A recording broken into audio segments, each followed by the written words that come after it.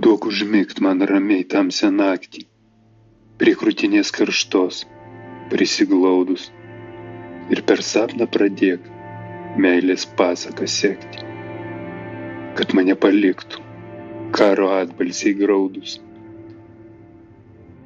Alpuniuk, jei turi valandėliai kantrybės, atsisėsk, parimok, aš tau paseksiu mano laimės ir ilgesio pasaką.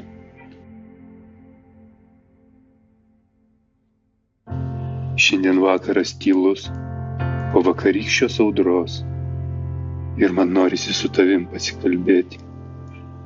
Aš tau pasakysiu tai, ko niekad nebuvau prasitaręs.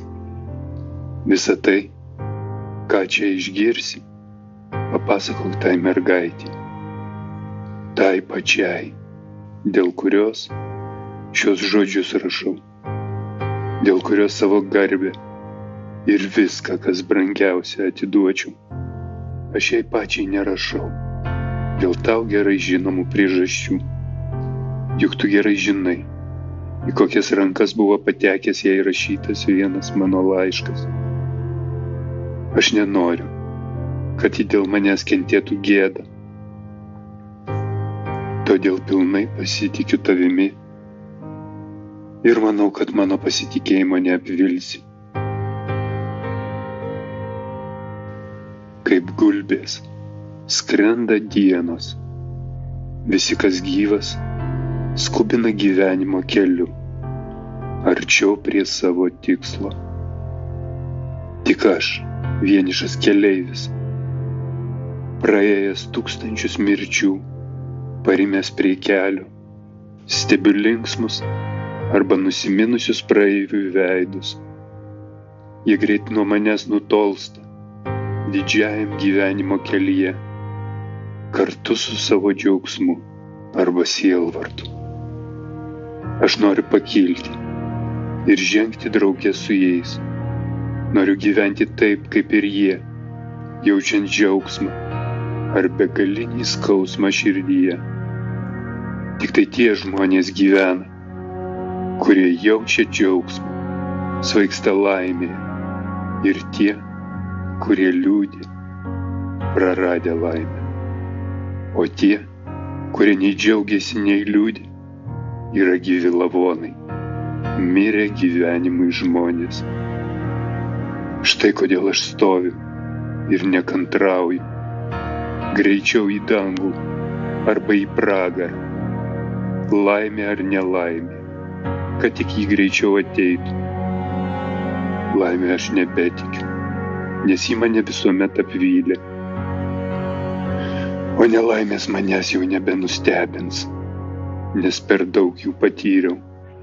Kodėl toks šaltas ir viskam abejingas, pats savęs klausiu, kam aš čia reikalingas, kuriems velniams tada mane sužeista išnešė iš mūšio lauko ir nedavė ramiai numirti.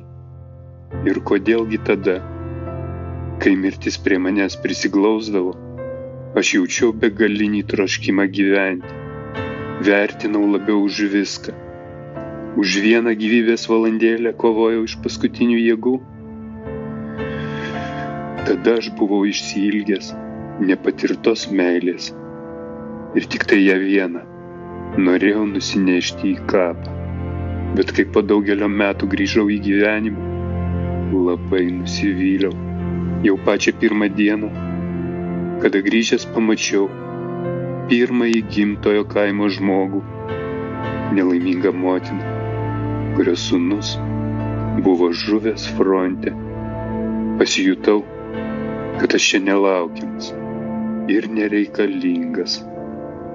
Kai ji mane pažino, labai nustebusi sušuko: vaikeli, tai tu. O Dieve, tas, kurio niekas nelaukė, niekas neapverkė, štai žiūrėk, sugrįžta sveikas ir gyvas, o mūsų Antanėlis. Ji nebaigė ir apsipylė ašaromis. Aš prieš ją tarytum kaltininkas stovėjau ir negalėjau ištarti žodžio. Tik vienas žilas senukas Mane suramino, pasakydamas: tu vaikė gal ir pekloj nepražūsi ir šokinėsi iš vienos smalos katilo į kitą. Bet aš vis galvojau, kodėl mirtis pasirinko motinos ir mylimosios laukiamą kareivį, o mane niekam nereikalinga paliko. Štai taip mane sutiko giminė, kurią ilgus metus sapne sapnuodavau, apie kurią tiek daug svajodavau, o galų gale pasirodo, kad čia visi seniai mane pamiršo. Mano pažįstamos mergaitės, vienos buvo ištekėjusios, o kitos buvo tuščios, kaip tušti jų papuošalai, blizgučiai.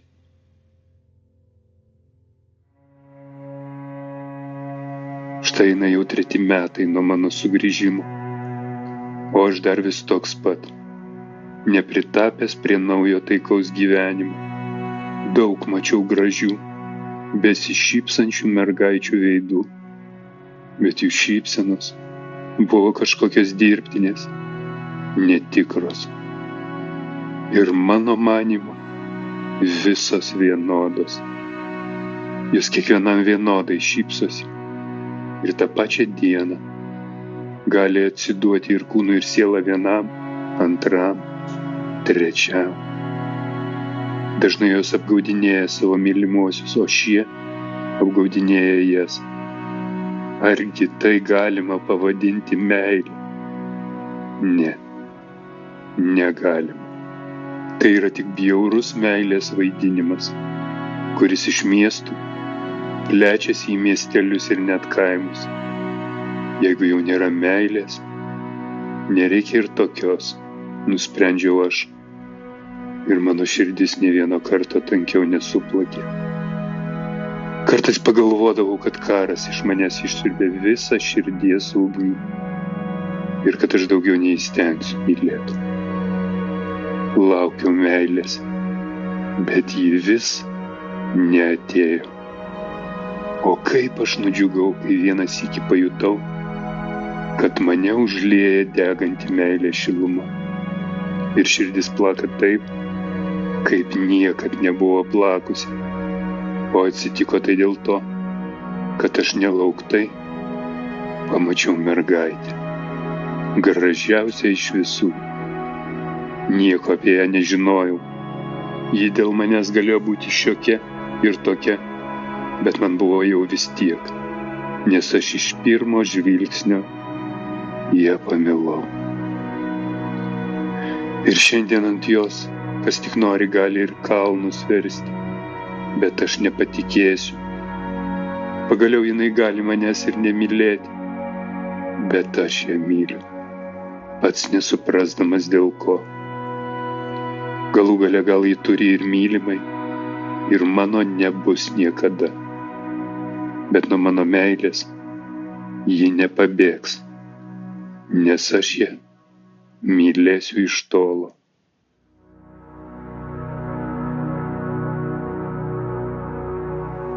Nežinau, kokia manęs laukia dalia ir kiek ilgai tokia meilė užsitęs, bet aš patenkintas ir dėkingas jai, kad ji manyje uždegė tą ugnį, kuri gydo sugadintus mano nervus, persunktus nepaprastų karo žiaurumų.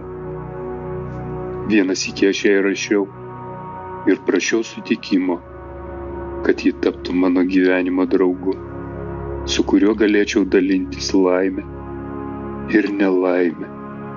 Tik vėliau pamačiau, kad aš taip kvailai pasielgiau. To man iš viso nereikėjo minėti. Jei atsiras 100 kitų gražesnių, spindinčių laimę ir nepaliestų žiaurios likimo rankos berniokų, iš kurių tarpo galės išsirinkti patį geriausią. O kasgi aš? Tai tik pilkas, pavargęs gyvenimo keleivis, kuriam tik svajoti leista apie tokią gėlę kaip ji. Jeigu kas būtų man pasakęs, kai pirmą kartą ją pamačiau, štai, ji tavo, tik imk ir vesk, tai nė sekundės nebūčiau susvyravęs ir būčiau apsvaigęs netikėtą laimę. Bet aš jau baigiu susigyventi su mintimi, kad nebus ji mano. Ir kai tikrai šitaip atsitiks, aš nebūsiu nustebęs ir nueisiu vienišas tolyn, kartu nusinešdamas šviesų jos prisiminimą. Ji gerai padarė, kad nesutiko su mano kvailu pasiūlymu, bet ji nepasijuokė iš manęs ir nedavė truputėlį vilties pasakydama, jei įdomu, tai lauk. Ir aš nesigailiu dėl to savo kvailystės. Aš jai pasakiau tai, ko niekam nebuvau pasakęs. Nuo to man pasidarė lengviau ant širdies. Mano žodis jau duotas, o ji pasielgs taip, kaip norės.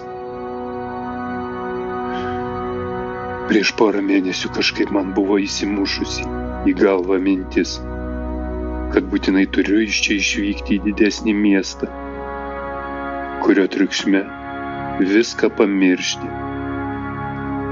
Parašiau jai laišką ir beveik atsisveikinau, bet kai gavau iš jos netikėtai mielą jos atsakymą, pradėjau atidėlioti savo išvykimą ir dabar dar vis atidėlioju, nes išvykti niekada nebus vėlu.